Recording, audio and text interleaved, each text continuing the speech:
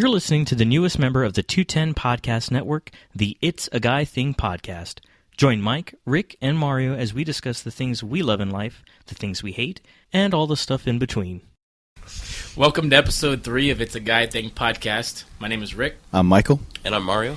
And today we're going to be talking about your favorite movie soundtracks, things men do in the bathroom, and San Antonio's music and sports scene. That said, let's get it on.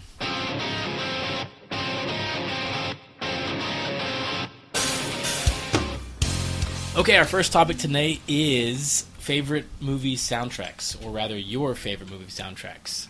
Now we're talking about soundtracks that can be scores or original music compilations or whatever. It could be for your favorite movie, a movie you hate that happens to have a great soundtrack. The possibilities are obviously endless. So, or like Mike's current soundtrack he's playing. Yes, the soundtrack of your life. So anyways, I thought I'd bring that up, talk to you guys about that a little bit, give you mine first, I guess, since it's my topic. I think the one for me that absolutely sticks out, without a doubt, is the Crow soundtrack. Has to be absolutely, almost inarguably the best collection of movie music that's come out. Now, are we just talking the first Crow? Just the first one. We'll go with just the first one. I'm using the first Crow soundtrack. Well, are we gonna limit this? Like, there's more than one Crow? Yeah, but they all suck. But see, that's the thing, is that the first Crow... No, I'm just kidding. The first Crow was a great movie and a great soundtrack. The second Crow, third Crow, fourth Crow, whatever, all of those, it was just decent soundtracks. And I think the second Crow was pretty good soundtrack, really good soundtrack. That's what I'm saying. We can talk about great soundtracks that have horrible movies that happen to, accompany them. In this particular instance, I'm speaking specifically about the first Crow soundtrack. Yes. Only because I do happen to love that movie. I never saw any of the sequels, completely by choice. I've never seen them either. Really? None of them? None of them. Wow. All right. So, but going back to that first one, I think it's one of those, like, it felt like a lightning in the bottle type of situation because it felt like a once in a lifetime thing, which I guess it was. Because that movie came out, what was it, 93 or 94? We were like freshmen. I remember going to see that with probably 5 or 6 guys who went to high school with, and we were all really excited. Not even because we were big, huge fans of the Crow comic book, but really because of the soundtrack. It was really because of the soundtrack. I think it probably came out before the movie, and of course, it had Stone Temple Pilots on it, 9 Inch Nails, Henry Rollins, Cure. The Cure, Helmets. It had pretty with the exception of maybe having Nirvana and Pearl Jam on there. It was pretty much, a microcosm of 90s music that was, really, really awesome. Yeah, My Life with the Thrill Kill Cult. Yeah, exactly. So there was some great stuff. Even like the Jane Siberry song, the Can't Rain All the Time. Yes. That song was amazing. I really enjoyed that one. And I guess it kind of doubling down on that, part of the reason why that soundtrack was so awesome for me was, one, it was just a standalone. Like, to this day, you can just listen to it and it's great. Oh, yeah. There's almost not, there's not really a track that you skip. Another one that's awesome is that For Love Not Lisa song, that Slipslide Melting. That's like their one song. Like, I even found their album one time and it wasn't even very good, but that song was incredible. Yeah. It still is to this day. I still listen to it. But that's what I'm saying. It was like, there was not a miss on that soundtrack. And the big upside to that was they actually played, if not most of the songs in the movie. Yeah, that's what I loved about it. Which nowadays, obviously, is something that you just don't ever see.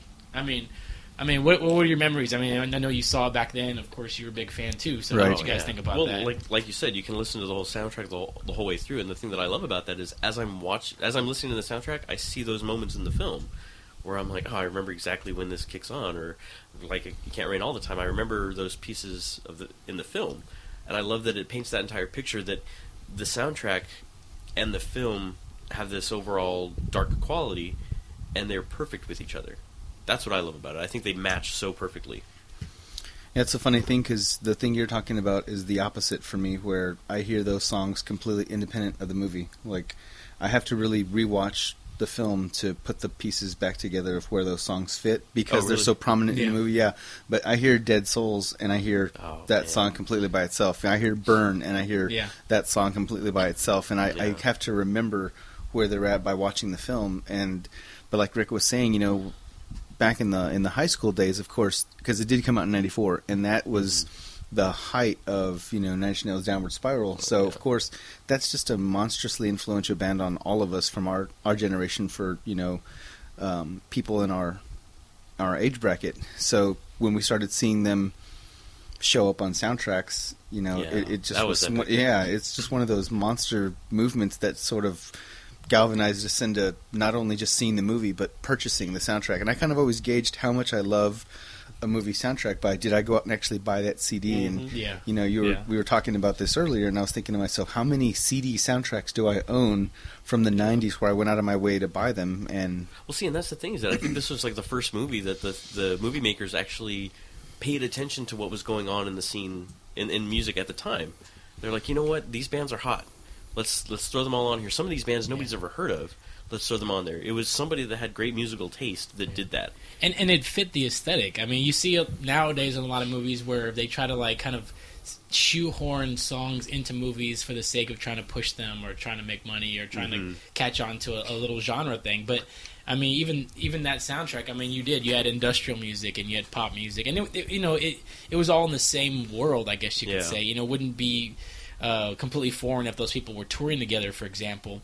But it fit the mood of the film. I mean, it was dark, it was wet, it felt kind of gothy. It was emo before there was emo, and of course, you had the whole like kind of shadow of Brandon Lee, obviously passing away during the movie, and it. I mean, I know there's a lot of people that don't like the movie for other reasons. Yeah. But for me, and I would say probably for us, we hold that movie pretty close because it was kind of it came to us at that moment when we were all, probably a lot of us, starting to really get into music and really trying to find our own identity with music. And obviously some of the themes and the lyrics of those songs really tied into the stuff that we were going through as kids at that time, feeling kind of the beginnings of rebellion or disaffection or whatever else. And I think it just felt like, a moment that, they never really got captured again. Yeah. I mean, another thing real quick, and you could probably expand on this more, is like, also at that same time, I mean, when you had Dead Souls on there and you had Burn on there and you had Big Empty, those songs we had never heard yet. I mean, Dead Souls obviously was a cover, but Nine Inch Nails' version, that's the first time any of us had ever heard it. It wasn't until later on the... I honestly didn't know it was a cover. Like, it took me a long time to find that out because just some bands before that I wasn't exposed to, and so I had to... One day when I heard it randomly, I was like, oh, it's a cover. Like, I don't even think I knew then because none of us ever talked about it. Yeah. So stuff like that was kind of neat, just kind of like a little surprise Easter egg, like, oh, there's an actual original version to this song. And the thing I think is so great about these kind of soundtracks is I don't think you can really find a great soundtrack today by our standards. I think you can find great score to certain movies now, where the score is the standout. The appreciation of the music in certain films as a score is phenomenal for today.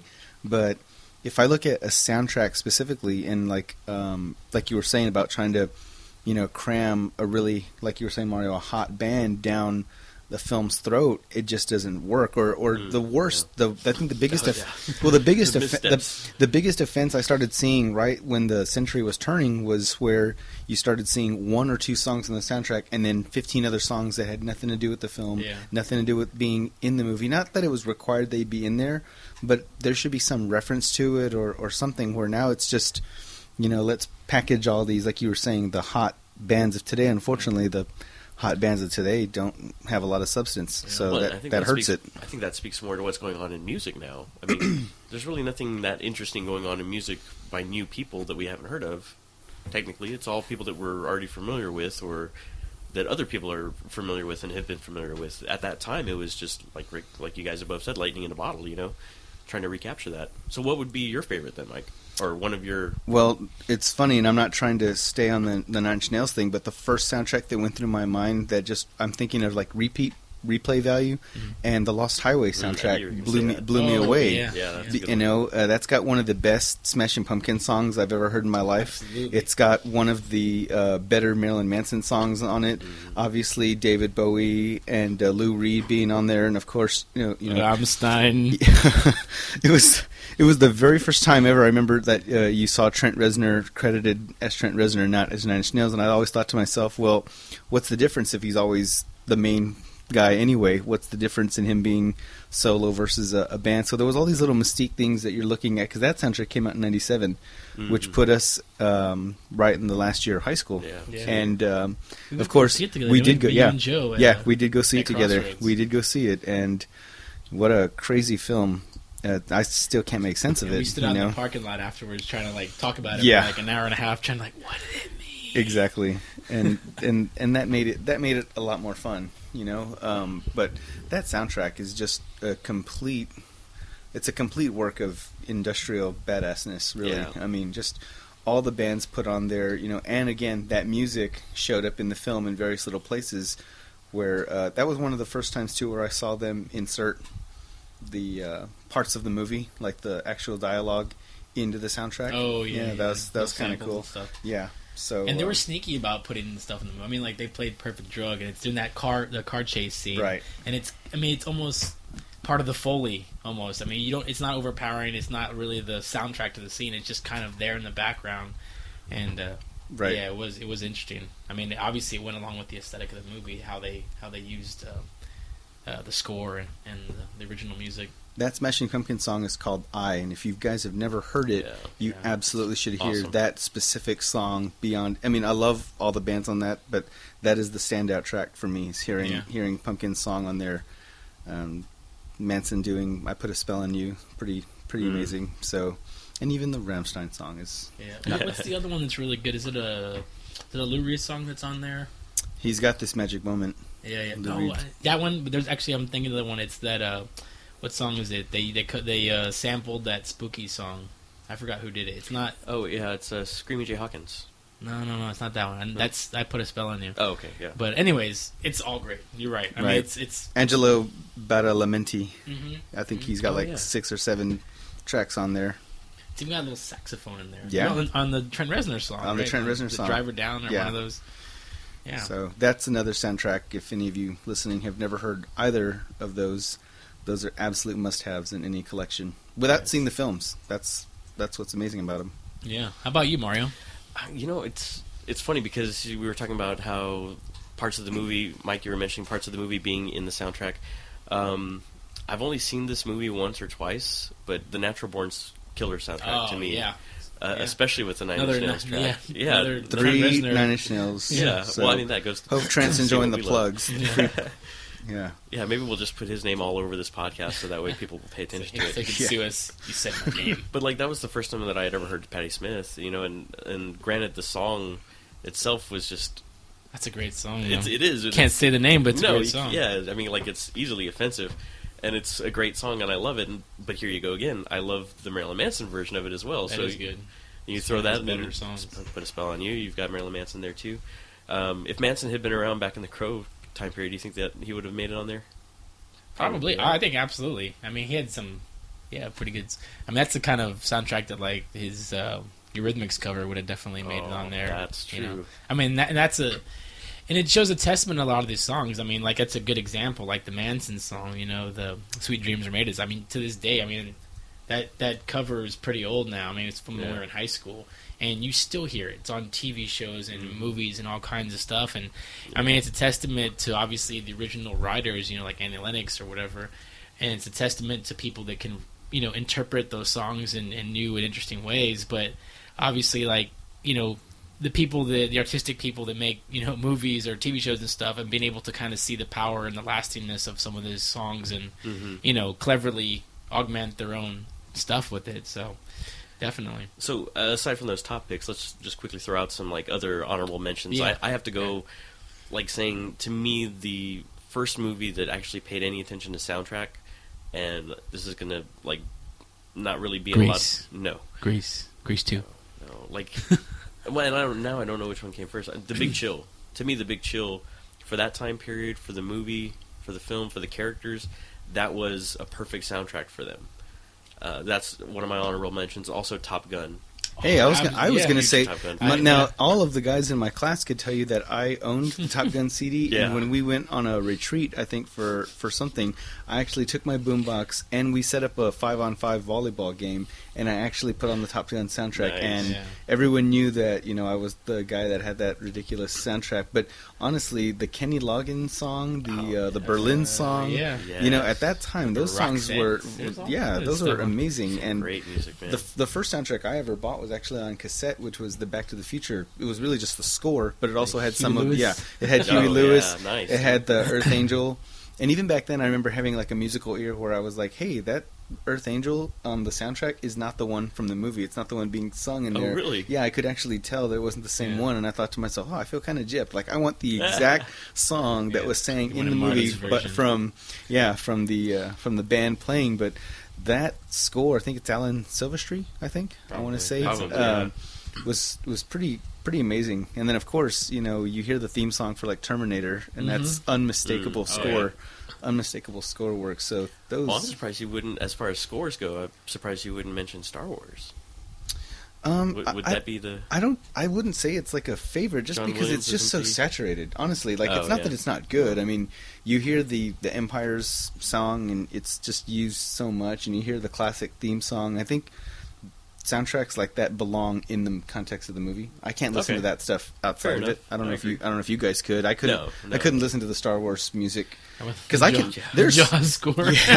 Yeah, exactly. Like mowing the lawn. Yeah. Dun dun. I mean, I couldn't put that stuff in my car and listen to it. Yeah. So, but definitely, I'm with you on the Top Gun tip. Definitely, that's actually the first tape I ever owned. When I was like, it was a cool looking cassette with Tom Cruise and Kelly McGinnis on the little This kid cover. gave it to me like in second grade. I don't remember why, but he gave me his copy of it. He's like, "Hey, check this out, man. You might dig it." And it's like literally the only tape I had, and I would just listen to it over and over again, where I knew all the words to the songs and the whole bit. Probably another runner-up for me would probably be I just went blank. Lost Boys soundtrack. Oh, of course. Opening song. You just like that guy with the sax. Yeah. Oh, yeah. Timmy Capello. But no, that's another one, too. I mean, and it was also, very much synced in with the times. I mean, it wasn't like they were creating a genre or creating, a vibe. It's like it's music that fit the time period that it was in. I mean, you had like, Lou Gramm and Echo and the Bunnymen and, people that were popular at the time. The equivalent of the Crow soundtrack, 10 years later. Yeah. And that's something that always sticks out to me. And whether it was the same thing, I had a tape of that I would listen to nonstop. And I could always listen to it separate from the movie. But, of course, anytime I watch that movie, probably a good chunk of the reason I watch it is because of those moments. I mean, especially, when they're on the beach and they're having, like, the motorcycle race, and it's, like, the main, like, Lost Boys theme song is playing, like, Lost in the Shadows. Mm-hmm. And I'll never get tired of that. Like, I would love to make a movie someday, buy the rights to Lost Boys just to rip off that scene, Absolutely. and kind of recreate that, Yeah. But, there's a ton of stuff. I mean, I could easily throw Eddie and the Cruisers in there, easily throw Streets of Fire. I do have a soft spot for the Grease 2 soundtrack. So I remember. Grease 2, really? Oh, it's better than the first movie. I remember the soundtrack is better than the movie and the soundtrack are better than I've Grease. never seen the second one. You liked what's her Michelle Pfeiffer better than Olivia Newton-John? So I'll go on a tiny tangent here. Okay, I'll tell you this. Tangent. Grease 2 is better than Grease 1 for me as a guy. The same way that Some Kind of Wonderful is better than Pretty in Pink.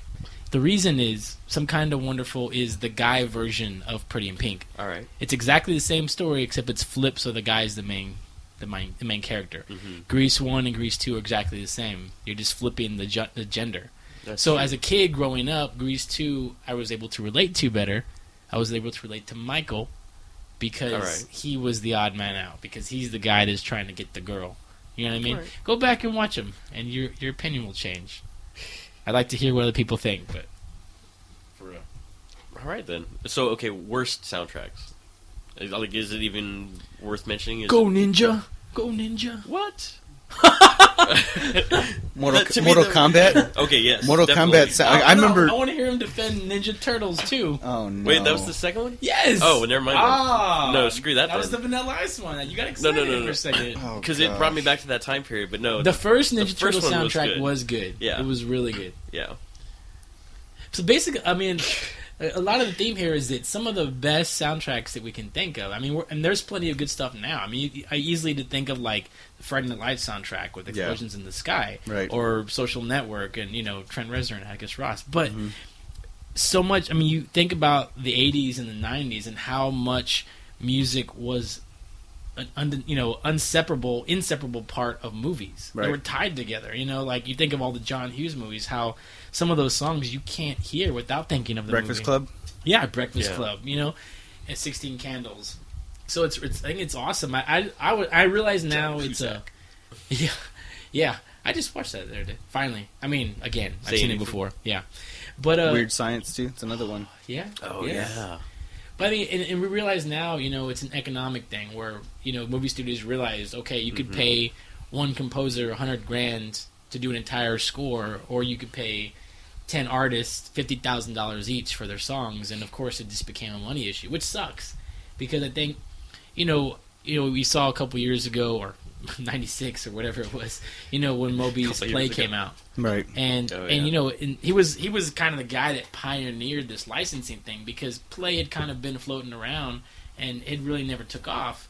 It wasn't until he started licensing it to like car commercials and movies and TV shows, like 3 of the songs are in Any Given Sunday. Right. And suddenly that whole industry took off. I mean, you look at like shows like Grey's Anatomy, where half that show's success comes from pumping in Snow Patrol and all these great bands that people have never heard, would have never heard otherwise. Or some pretty decent covers, I got to say. Yeah, too. But that's the thing. Is like I think he was definitely a pioneer of that, and I'd like to see that come back. Actually going back to having soundtracks to movies that actually have original music. Like I don't know. I know it's tough. Maybe those days are long gone. But it's possible, and I think that's too. It brings up that question of score versus soundtrack, because is it fair to pit, like The Crow has its own score that's separate from the soundtrack, and I remember always thinking, like, every now and then sometimes as a kid, tricked. you think you're buying this soundtrack to hear this really cool song, and it's just instrumental score the whole way through. Except for the last song is actually like 9 Inch Nails. Well, not always. I mean, sometimes you got nothing. Sometimes they would rip you off, and it'd be like part 2 and part 1, where you get like score and then 2 songs. Then you got to buy like the extra album to get the rest of the songs. That was always a lot of fun. I think like as amazing as the score for The Godfather, or even the original songs for Scarface, I've never been able to find like a soundtrack of Scarface. Like that doesn't exist. But for Godfather, you can buy the separate soundtracks for all 3, which are just kind of the same score essentially, with a couple of different changes here and there. But those are also things I need to mention. Also, Michael Giacchino, I think from Fringe, he did Fringe, and then didn't he do Lost? He did as Lost well? too, and Cloverfield. His theme for John Locke in Lost is one of the best pieces of music. Now that piece of music, I can listen to it outside of the show and not have to see the show because it's just so good. Those are those little magical moments where you're waiting to hear something that's just transcendent of whatever it's being seen in. But that's funny about the 80s ones, they're inextricable. I mean, they have to be married together, although I know a lot of people that are 80s music fans, including myself. It's great to just make this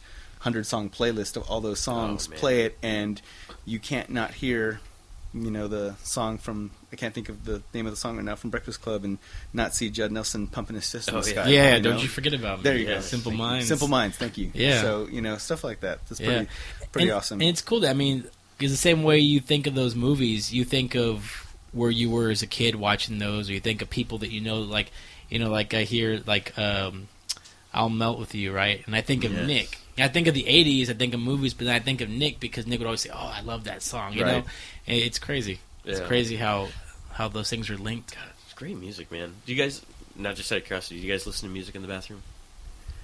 On the laptop, if I'm watching like a music video. I don't listen to music like with headphones or anything. No. Me neither, but I will, like, on my phone now that I've got the I've got like a Pandora or like a Sirius XM app on my phone. Oh yeah. Every now and then, like if I'm not rushed, I'll put on a station or a music playlist or something like random, and then I'll just set it like before getting to the shower and stuff like that. But usually it's just to kill the dead silence of the shower water or something. But that's the only place I don't play music anywhere. Is there a poop music station on Pandora?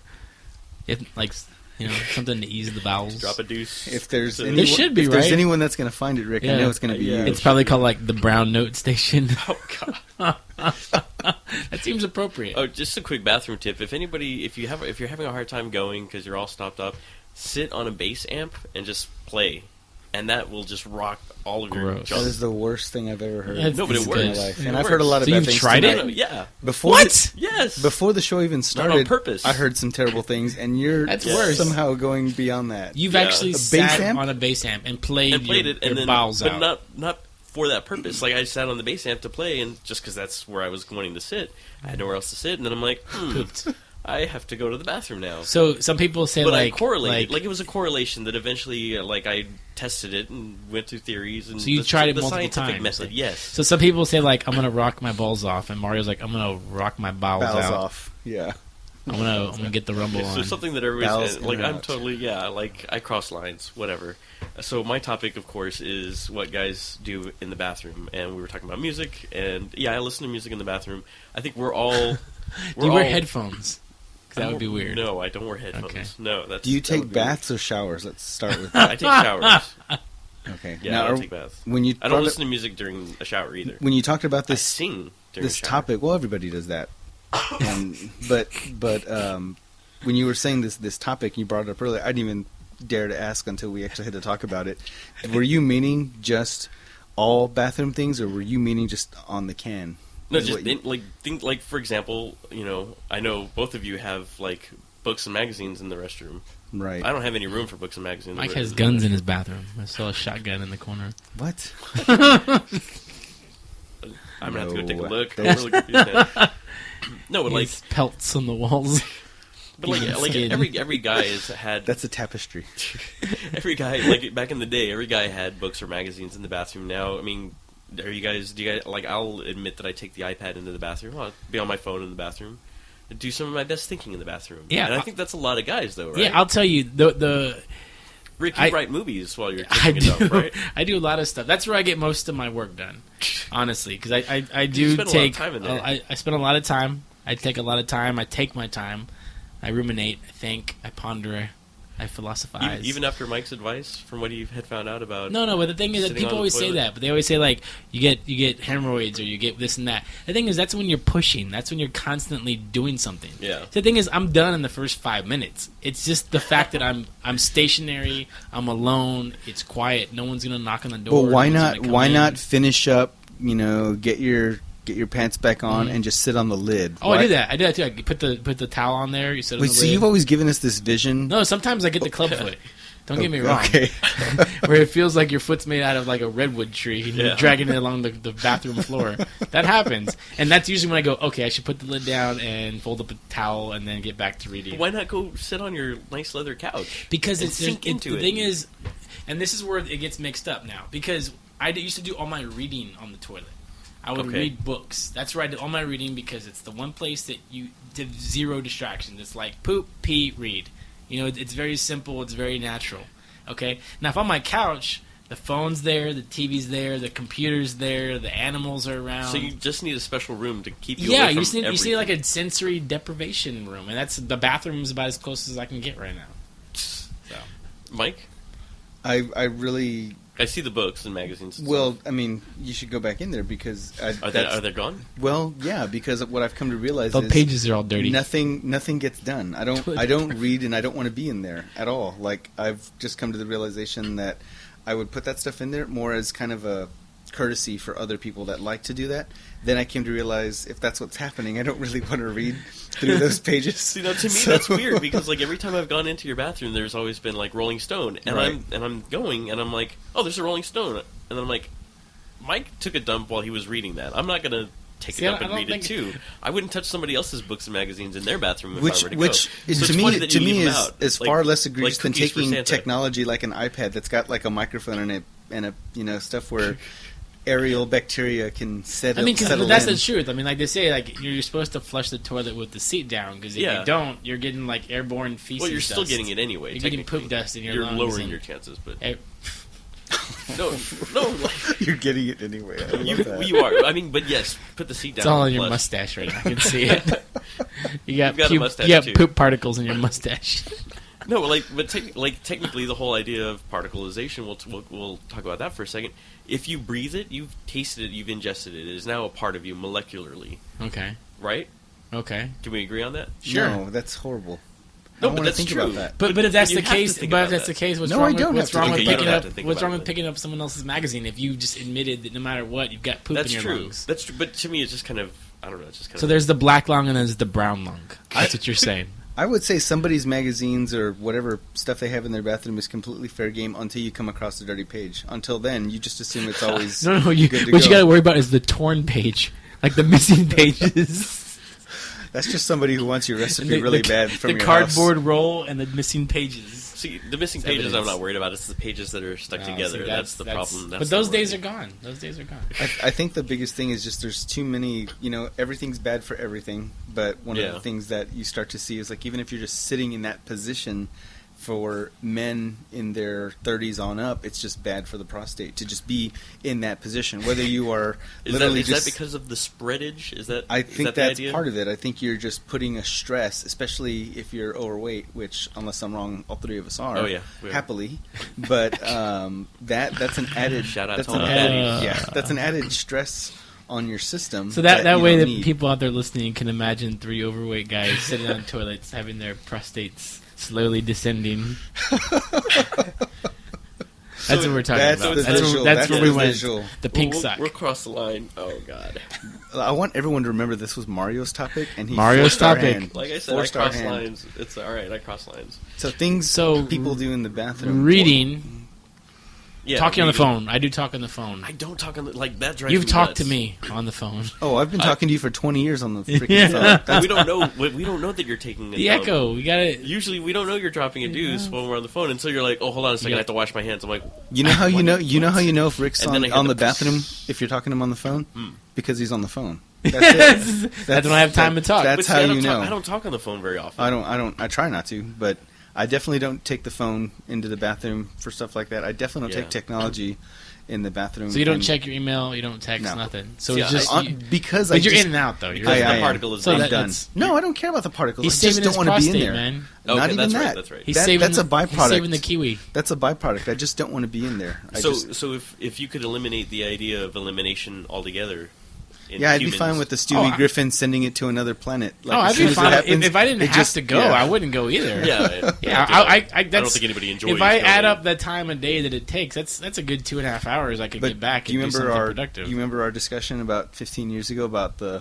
four greatest physical feelings on Oh, planet yeah? Earth, Yeah. and you said pooping was one of the four. Yeah, absolutely. So Well, you'd but be that's more depriving like- yourself. You know what of- number one is, or the number one is. The next one is taking a piss after you've been holding it for a Right. super long Yeah. time. But that's And it's- relief pleasure. That's relief pleasure. It's Not, all relief. We're talking about the four best physical feelings that you can experience in the human body.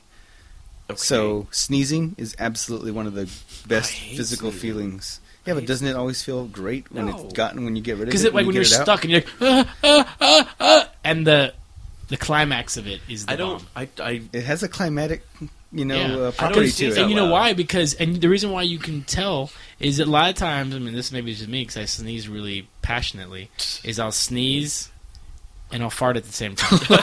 So it's basically 2 out of 4. So I'm not saying that I ever want to try it, but if somehow you could pull so you've off got the front all and the back 4, cartilization- if you could pull off all 4 cartilization, at the same time, you would probably die, first of all. But it would be like a moment of just complete bliss. Wow. It would be transcendent. It would be nirvana. Mario, you gotta let this particleization stuff go. Like everything's in the air. Yeah, no, that's true. Somewhere, That's true. somewhere you've already ingested Chernobyl's Yeah. hydrogen, That's true. oxygenation, nuclear fission crap. So Oh, man. just Okay, let so- it go. So I don't talk in the bathroom. Do you like? It drives me nuts when I hear people in public talking on the phone in the bathroom. Mm-hmm. Rick, do you talk on the phone in public in the bathroom? I don't go in public. Oh, that's right. At all? Wait, you go to the urinal Yeah, I don't. you don't drop I a don't, deuce I in don't public. go number 2 in public. ever? If I can, unless I can't avoid it, and I'm sure you know what I mean. And when he can't help it, he just goes in the car because that's cleaner than the public. I use one of those airplane sick bags. No, I don't go. I don't poop in. Rick public. is a closet germaphobe because Yeah, when we found out about 10 years ago that he takes a shower after every single number See, two, that that blew my mind. That's a misconception. People That's always hilarious. like, "Oh, you poop a lot, so you must love poop." I'm like, no. My nightmare is like when the toilet paper tears. That's the nightmare. But dude, but then you've got like 3 books in your bathroom about poop. Yeah, but it's funny. But it's like when you embrace your fears, man. It's like you embrace the idea of. You're trying to flood yourself with it. Yeah, it's like I imagine little smiley face poops instead of like some dark, spiked, speckled, tentacled thing that it might actually be. I'm definitely not appreciative of being in the bathroom in a work environment and Somebody a else coworker or somebody goes in there looking for you and they try to talk to you and you try to stay silent. You try to stay dead silent, like, hey man, Michael, you there? Oh my god! Silence. They grab your shoe. You there? Yeah. You there? And Pull on your I'm like, what's up? Like, it's just so Yeah. like I'm really trying not to have this conversation right now. Oh, I Just, hate that. you know, I've never That's had when anybody you just look start for me, though. crying. That's nuts. Yeah. Or making some really bad Like, strain sounds. Oh god! Call somebody! Call somebody! It's bleeding. Just throw your shoe over this. It's burning. It's on fire. I've never had anybody look Rip for the me. seam. But what's worse is when you're at the urinal and somebody passes behind you and they're like, "Oh, hey, dude, what's up?" I'm like, I'm not here to start a It stops you. conversation. Does it stop your stream? Yes. Are you No, Tyler not incredibly. Durden? I cannot go when you look. No, not incredibly, but like it's just disturbing. Like I'm here to eliminate. I'm here to get rid of this, and I don't need you. Eliminate. Yes. You should be So an how do you, astronaut. how do you guys feel about like when you're at usually like a concert or a sporting event somewhere where there's like a zillion people in these giant bathrooms and there's like like a row of not like a band. 15 urinals and never fails, you're the only one, you pick just a random urinal and somebody will always stand right next to you. They won't give you the space my of a goodness. urinal or 2 urinals. They'll give you they'll I've get as honestly, close as they I don't can. key think them. I've ever dealt with that. It's happened. I Really? key them. It's happened. You key their penis. I didn't say that. Just making a reference to episode 1. That's it. Go back and listen to episode 1. Mario all and filled in. keys. Keys. Keys. Keenness. No, but once in a while I do catch myself at sporting events. It hasn't happened, but at the Majestic Theater, I couldn't go because it was too crowded. There was the line of people waiting. God. I knew in the back of my head there was like 50 people waiting on me, so I was like, "Oh, nothing's coming out," but I know I gotta go. And that was just one of those things where you had to start tricking yourself into like something psychological to relax about it. I just kept thinking they're waiting. They know it's been forever, so you try to fake it like you're just a badass who has to go for 2 hours like Tom Hanks Nope. in League of Their Own. But So do you worry about that kind of stuff when you're watching sports in San Antonio, like watching the Spurs, or like do you have that issue when you go to like the Dome or whatever? no, I don't have that. No, that's what I'm saying. In sporting events, it's never happened. But usually because you're usually drinking something alcoholic, so it can't be helped. You But see that video? There's a video of a soccer match, like in Europe, that this lady pees in her, like, she's in her seat, like in the stadium, and she's drunk and she can't make it. Oh, no. So she like pulls her pants down and just starts peeing right there, like God. hiding behind the little wall. But these guys behind her were like obviously saw it and like filming her, and she's like, Oh, jeez. and it's like, it's just, I mean, I can't remember where I saw it. This isn't like, it's like on a news website. This isn't like Gawker or something. This isn't Wow. like some perverted thing. It was gross, but you're pretty gross, man. You watch some nasty stuff. no. This is awful. No. So, anyways, So I think we've covered we everything. wrapped up poop. good in the men's. Did we men's wipe room. up all the poop we could do? For this episode, we wiped up all. It's put this one in a doggy bag and move on to the next scene. Let's go ahead and flush this topic out. I Wipe it. I washed my hands clean of this. I just realized we didn't do the "Let's Get It On" in the beginning, did we? Did you? No. We'll go back and we'll edit that in. But now they'll know that Now they'll you know. did that. Good That's job. all right. I like transparency. We're good. So then, Mike, that It's would the worst. bring us to your topic then. San Antonio reaching its cap. I was trying to help blend that into it by bringing up That sports was your again, segue? but I sensed it, but it just I saw you connect with it, and then it just It was like a constipated segue. It wouldn't quite it happen. It was forced. no. I was thinking. Sorry. I was just thinking about because you're into the local music with the 210 stuff and all Mm-hmm. that, which I think it's amazing, all the stuff you do and the time you put into that. And so the thing I was asking myself is, is it worth it? Well, no, not only that, but that's for you to decide. You do what makes you happy. That's for you and your maker decide. I know. In 50 years, was it worth it? You'll look back on your life, and that'll be part of your tombstone. Mario 210 Zamoran. But anyway, Oh man. I wonder, do we actually have? And I'll start by this: do we have a legitimate musical Scene? act out of San Okay, Antonio okay. that has A quote single unquote act? made it? That is the term that qualifies in the bracket of made it. So, what, first off, what's made it? What do we consider made Yeah. it? I mean, Well, sold a million copies. Do we consider one-hit national wonders airplay. having made it? You mean like the Butthole Surfers, who are from San Antonio? Yeah, but not a one-hit wonder. I mean, you had say the Come On Eileen guys, if they were from San Antonio, you'd say they made it. They're millionaires. Dexys Midnight Runners. Yeah, they're millionaires. They're still Yeah. making money. Okay. Yeah. Oh yeah. So you could easily say that. So successful as far as being famous, or successful as far as making money. So any of that works, right? Right. On the umbrella. I would okay. say that's the bare minimum. Okay. I mean, it's not ideal, but that's something. Okay. Have we had that? I'm sure we've been close. Actually, Maybe. Butthole Surfers is as close as we've gotten. But I don't think they were ever mainstream by any that's stretch. true. But I mean, I think, to me, part of that counts with Beavis and Butthead. I mean, they made it on there.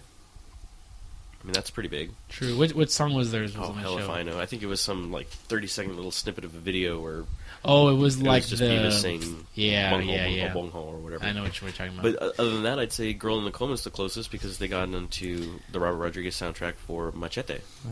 They Yeah. wrote a song for that. I mean, Yeah.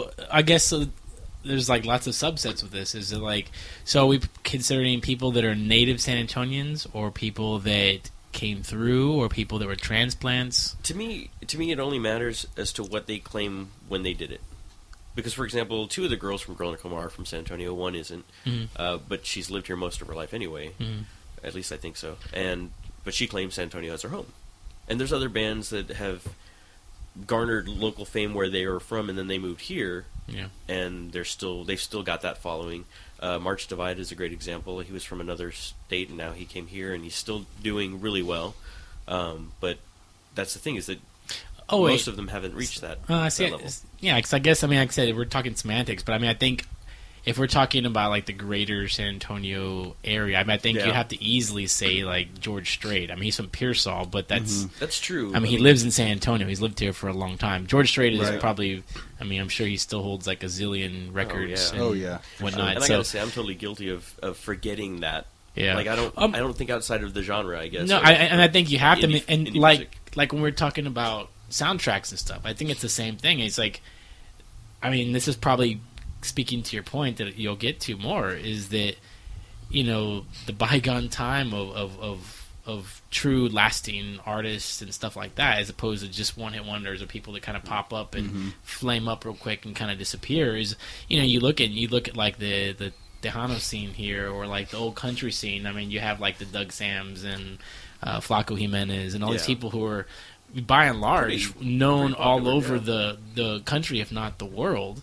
And I can say I don't listen to a lot of that music, so it's out of my peripheral. But definitely, I'm sure there's a million people out there screaming, saying, "Oh, what about so and so and so and so?" Oh yeah, definitely. So is it mandatory that, let's say there's a band in San Antonio and they're capable of being a legitimate, long-standing, recognized band, like a band like Pearl Jam? The majority of music fans know who they are. Even if they don't know their music, people at least know Pearl Jam. They know who Eddie Vedder is. They know things like that. It's just, will San Antonio ever get, not even as big or successful as them, just a musical act, whether it's rock music or something. Well, no, you know what? Actually, I'll keep it in that genre. Okay. Let's say That's in easier, yeah. let's just say in indie rock, Fair regular rock. Will we see, and whatever that means? I don't even know what that genre is anymore. But will we ever see that come out of the city? Because now it's sort of the cool thing. It's like, well, if there's this really great up and coming band that they're from here, they've lived here their whole lives. Now they're thinking, well, let's base ourselves out of Austin, or let's base ourselves out of Los Angeles. Let's move to Los Angeles, and then on the liner notes of our first CD or our website, it's going to say, they're from this city, but based out of Los Angeles, and that's how they get introduced. That's how they get known. And when they go on late night on Conan, you know, he's going to say, from Los Angeles, it's so-and-so, but they're from here. And so... Well, think about Robert Rodriguez as being the prime example for filmmakers. I mean, I hate to say it, he did a huge disservice to San Antonio filmmakers, because he's from San Antonio. He went to school here. He went to Catholic school and in high school. I think he went to Marshall. And St. Anthony's, bro. And also St. Anthony's. He graduated from there, yeah. But I know somebody that knew him at Marshall, too, so I don't know how that situation works. They lied to you. Maybe they did. Maybe they did. I'm going to call out that was Roberto Rodriguez. He did go to St. Anthony. Yeah. But see, but here you go. He grew up here, right? Right. But he didn't get famous here. He moved to Austin and got famous. But he also went to college in Austin. True. He went to UT, so that's... You know. True, but I mean, still, like, I don't know, to me... And maybe this is said with a little bit of anger and frustration for the local music scene, the local entertainment scene, is even then still call some attention back home. Yeah, you know. No, I think you're right, but this speaks to the larger issue that we kind of get into with music is chicken and the egg stuff. It's like you have to have talent. Talent has to exist. It has to be nurtured. But at the same time, you have to have the infrastructure for talent. Yeah. To nurture the talent, to support it. And I mean, I'm not, by any means the hugest fan of Robert Rodriguez or an apologist for him, but I mean, he went to school at UT, and then obviously crossed paths with Linklater and some of these other guys, and so there was a structure for it because you have guys that kind of came up at the same time.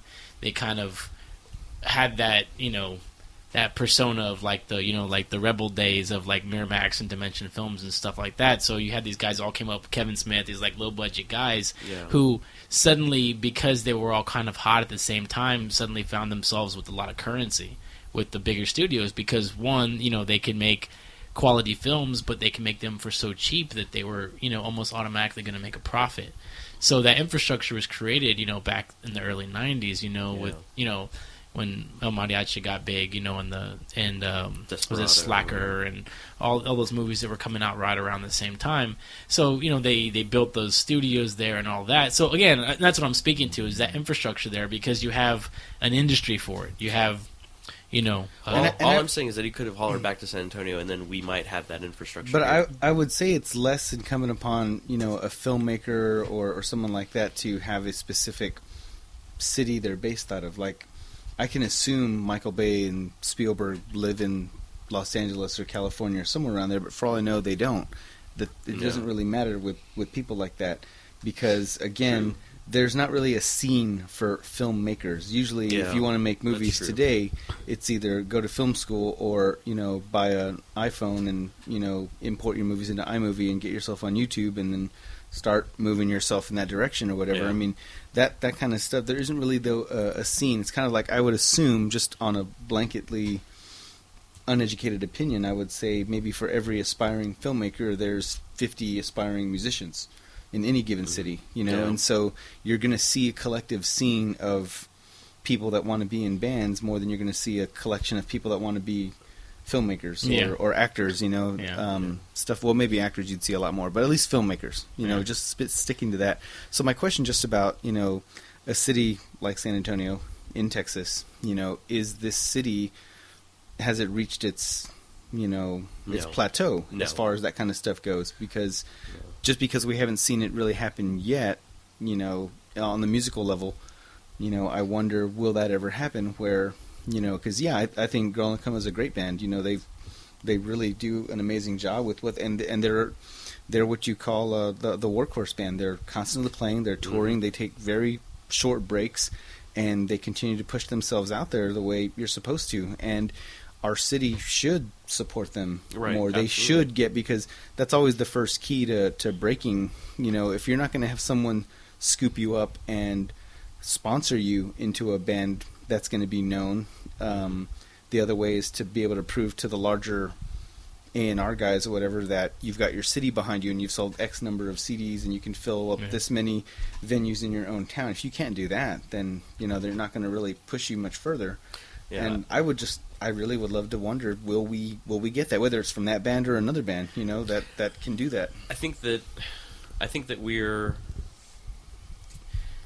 The one thing about San Antonio that drives me nuts is that everybody says we're like, 5 to 10 years behind everybody else. And I agree. I think where we're suffering for the most part is a lack of a medium-sized venue that's decent, that will draw crowds. Some of that stuff's starting to happen. I know Sam's Burger Joint bought out the Aztec, so we're going to start seeing stuff happen at the Aztec. That's great. Well, that's one place, okay, compared to other places like Austin that have tons of places.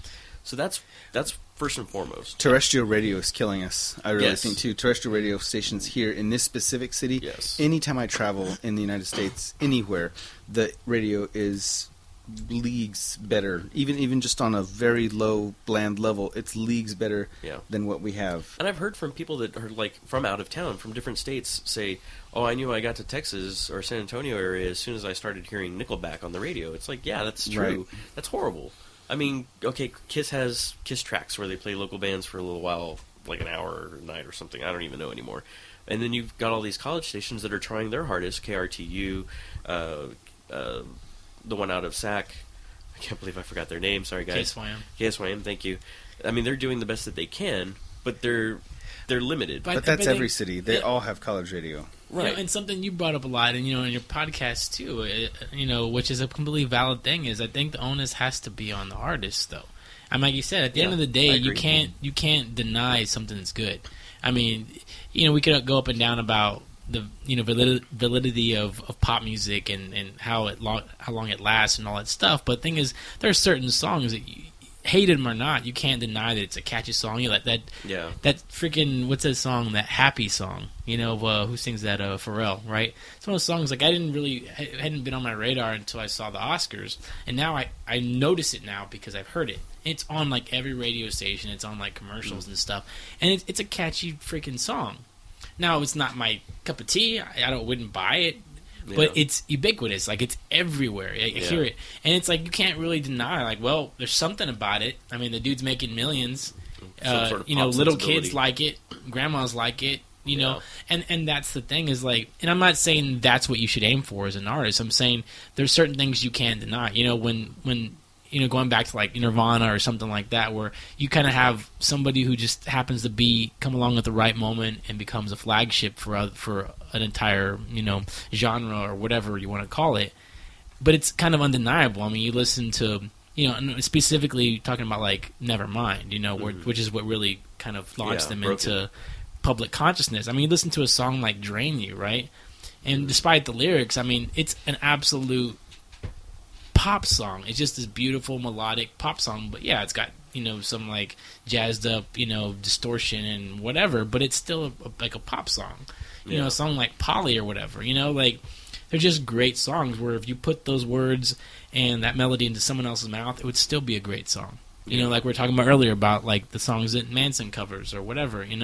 It's the same thing. So going back to your point, I mean, I think that's the question, and maybe I realize it's kind of we can't answer it because we're not those people. And the whole point of why I'm asking that, the whole reason why, is if we had that happen where we had just this one band that brings the city a little bit of light, because at the end of the day, it doesn't really matter where anybody's from. Like I think of if you subtract Seattle, Los Angeles, and New York City as origin cities, and Austin, there's so many great bands. We don't really know where they're from. I really couldn't even tell you, where a lot of bands are based out of or where even they're from. I really don't know. It's just not part of the biographies I'm aware of if you subtract those major cities. The reason is I really believe that if we at least had one, at least in whatever you want to call modern rock music or indie rock, whatever, however you want to classify that genre of stuff that we like, if we at least had one to kind of take that or start the torch and light one for the first time, be the flagship, it would really improve a lot of the quality of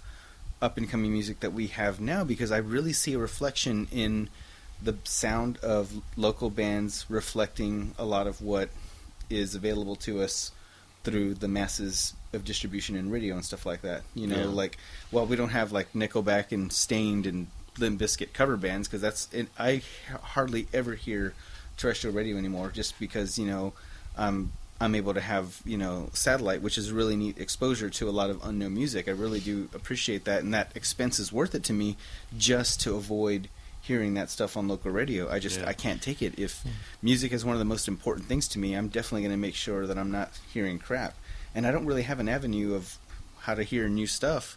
We still, in a large way, are dependent on radio stations showing us what's out there unless you have a specific outlet, a specific, like you were telling me earlier about this podcast that talks about new bands, or this website that crawls, different up and comers. If you don't have that, 210 local music podcast, exactly, or local media podcast, Well, that rebranded. if you don't have that, you still need the culture of your city to sort of galvanize itself into finding some general identity, which I don't know if we have it yet. I would love to see it develop. We don't have it yet. It's because of the lack of support and the lack of a lot of different things, what we were talking about earlier. I think we're almost there. I think there's, I don't know, it's tough. I'm gonna throw some shout outs to some bands that I think are at the forefront, but out of those, which ones are actually going to be the ones that break it, I don't know. But you've got Girl in a Coma out there working hard. You've got Pinata Protest that's been touring for the last year and a half, 2 years straight, that they've been tearing it up.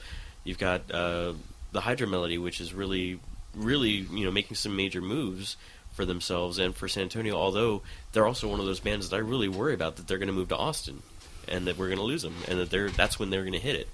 You've got other bands that work really hard, the Heroin Band, who they appeal to a certain type of crowd, but they're also really famous within that group, and they tour locally and regionally, and, I mean, I don't know. I feel like we're there. I feel like we're almost there. I think two of the things that are significant, and again, that's not putting the blame on San Antonio as a city or the talent or anything like that. It's kind of simple, like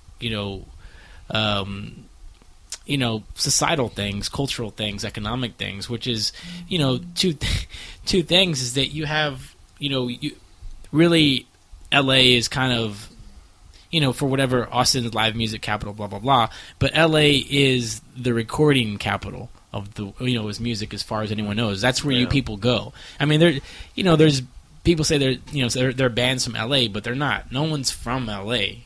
People move there to become famous, to become movie stars or musicians, or because that's where the recording companies are. That's where all these venues are that A&R guys hang out at, or whatever. Yeah. So that's something you're always in contention with. I mean, no one's going to go say, well, let's go to Cleveland because that's where the scene is. Let's go to El Paso. That's where the scene is. That's not. It's like, if you want to make it big in movies, as far as if the popular mainstream thought is, you go to L.A. If you want to make it in, you want to get a recording contract, you go to L.A. Yeah. If you want to be in theater, if you want to be in art, you want to be in publishing, go to New York. And that's the thing. So it's like, one, you have those two coasts that you're fighting against, and the other thing is just the reality of urban life, which San Antonio, the way it was built, was not built as an urban city. Yeah. And that's a big part. Is you look at L.A. I mean, not L.A. You look at Chicago, or you look at Boston, you look at New York, and these are urban cities where they have dense inner cores, where you have different economic groups, different cultural groups, different ethnic groups coming together, and that's where you have the real, amalgamation of art and all these things together. Now, we're working backwards. I think that's kind of the part. It's like, we're a suburban city by nature. We're running away from the center, where for 50 years we've been trying to hide from different ethnic groups, section each other off, whether for economic reasons or whatever. Now slowly we're working back towards the idea of becoming an urban center, trying to get people downtown, getting them involved in the arts. And I think that's going to be the catalyst for this, because definitely. That's when you see new ideas coming up, because then you go, there is more music out there other than whatever's on the freaking radio, Nickelback or Black Eyed Peas or whatever. There's this type of music and that type of music. And you might hear a jazz musician, and you might hear a heavy metal guy. Maybe you don't want to do one or the other, but you go, you know what? I'm going to make jazz metal. That's probably some genre some person made up, but that might be your thing, and that might be the thing that pushes it over the edge. I mean, because even expand on the area we're talking about. I mean, look at Texas. Texas, as big as it is, as populous as it is, who are the biggest bands that have ever come out of Texas? Like, honestly, again, we'll stick to rock music and kind of popular music.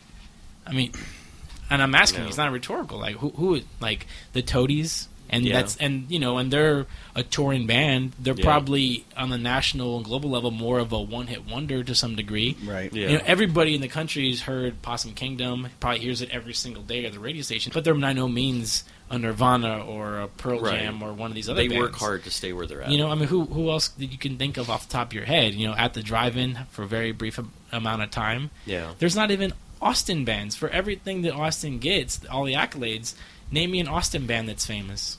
It's from Austin. Right. I have no clue. You know, that's the thing. I think Austin gets you kind know, of crap you on, had too. like back like in the mid '90s, you had like Seed. Do you remember Seed? Yeah, They were on vaguely. MTV. They had a song, but you know, I don't know. Yeah. You know, you had like You'll Know Us by the Trail of Dead. They were one of those bands that was kind of on the coattails of At the Drive-In. You know, I'm sure I'm wrong about that, but it felt like it. But where are they now? Yeah. You know what I mean? So that's the thing is like even as a state, because again, we're not an urban state. You have El Paso over here, Houston over here, Dallas over here, San Antonio down here, and that's it. And we're all separated by, 250 to 500 miles. Yeah. So I don't know. No, that's a good point.